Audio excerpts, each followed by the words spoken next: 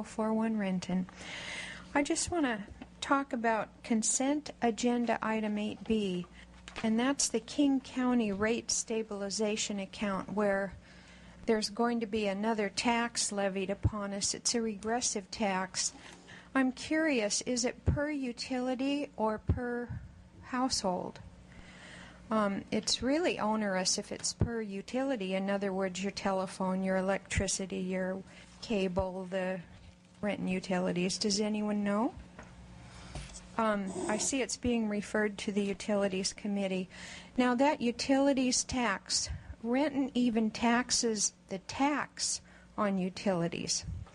And initially, you estimated you were going to get $10.7 million revenue from that tax. And with all the annexations, I think your income is going to go up significantly. Now, the mayor and Terry Briere recently went to an Association of Washington Cities conference.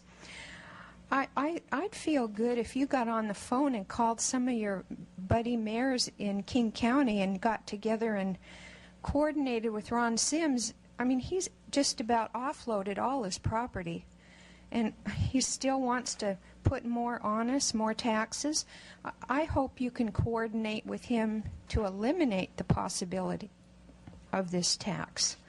And if you can't, then absorb it yourself out of your $11 million plus that you're going to get on that utilities tax. Don't pass it on to the citizens of Renton, another tax, and a regressive one at that. Thank you.